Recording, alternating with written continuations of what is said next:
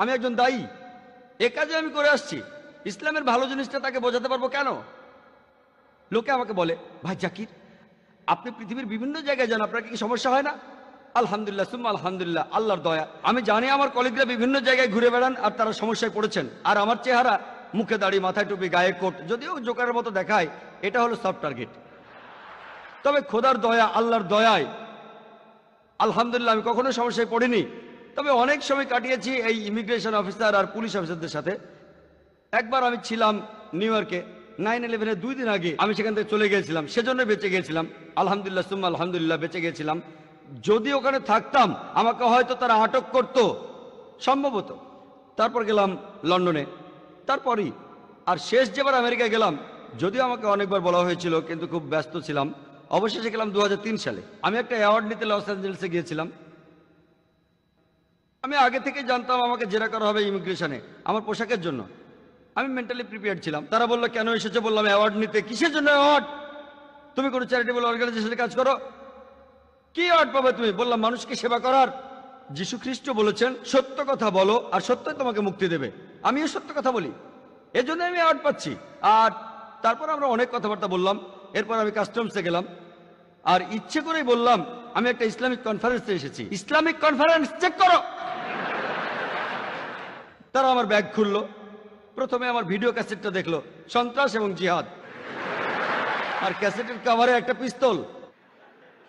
তখন custom officer বলল, তুমি কি জিহাদে বিশ্বাস করো? আমি বললাম, হ্যাঁ বিশ্বাস করি। এমনকি যিশু আর জিহাদে বিশ্বাস করতেন, চেষ্টা করা আর সংগ্রাম করায়। না না না, তুমি কি যুদ্ধে বিশ্বাস করো? আমি বললাম, তোমাদের বাইবেল পড়ো। যদি বাইবেল পড়ো দেখবে বাইবেলেও যুদ্ধের কথা বলছে। বুক অফ নাম্বারসে পাবেন 31 অধ্যায়ের 1 থেকে 19 অনুচ্ছেদে, বুক অফ এক্সোডাসের 22 অধ্যায়ের 18 থেকে 20 অনুচ্ছেদে, বুক অফ এক্সোডাসের 32 অধ্যায়ের 27 এবং 28 অনুচ্ছেদে। আর যীশু খ্রিস্ট তার নিজের মুখেই বলেছেন, এটা আছে লুকের গসপেলে 22 নম্বর অধ্যায়ের 36 নম্বর অনুচ্ছেদে, তলোয়ার হাতে নাও এবং যুদ্ধে যাও। আর তখনই কাস্টম অফিসার যারা ছিল 8-10 জন সেখানে জড়ো হয়ে গেল, আর আমাকে জিজ্ঞেস করতে লাগলো, স্যার আপনাকে আরেকটা প্রশ্ন করতে পারি? তখন আমি মোবাইলে আমার লোকদের বললাম যে কোনো চিন্তা করবেন না, আমি একটু আটকে গেছি আর দাওয়া দিচ্ছি।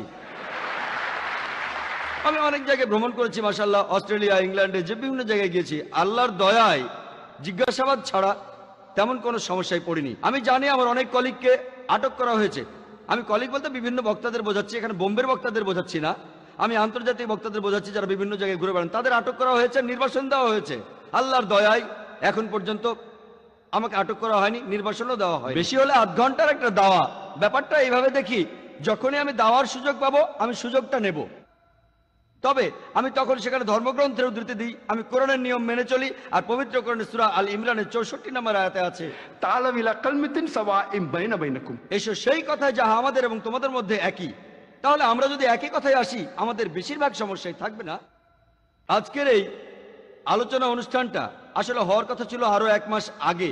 আমি সে সময় লন্ডনে ছিলাম, তাই অনুষ্ঠানটা দেরিতে হচ্ছে। আর লন্ডনে যখন আমি পৌঁছালাম আগস্টের 10 তারিখে হিথ্রো এয়ারপোর্টে, তখন আমার স্ত্রীর কাছ থেকে ফোন আসলো, আপনি এখন কোথায়? আমি বললাম, কেন? আপনি এখন এয়ারপোর্টে কেন, কি হয়েছে? আমি বললাম, কিছুই হয়নি এখানে। আসলে তখন 21 জন মুসলমানকে অ্যারেস্ট করা হয়েছিল, তারা নাকি কোথায় বোমা মারতে যাচ্ছিল।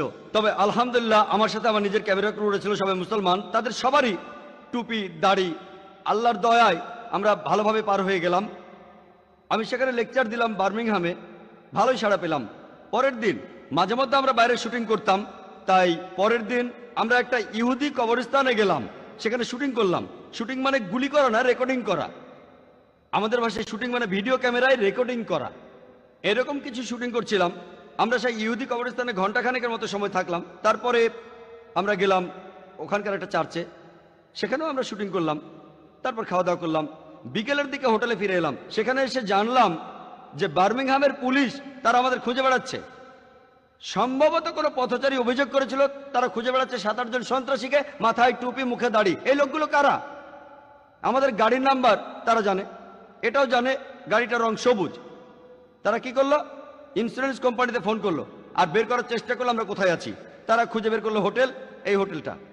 ভাগ্যক্রমে যখন জিজ্ঞাসাবাদ চলছে সেই সময় এক লোক নাস্তা করছিল, তার সাথে পুলিশের কথা হলো। আর সেই লোকটা ছিল খুবই বিখ্যাত একজন মুসলিম পলিটিশিয়ান।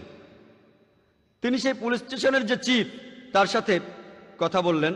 যে আপনি এই সন্ত্রাসীদের খুঁজে বেড়াচ্ছেন? আপনি কি উল্টাপাল্টা বলছেন? আপনার খেয়াল আছে 2 মাস আগে আপনাকে একটা ডিভিডি দিয়েছিলাম, ডাক্তার জাকির নায়কের ডিভিডি।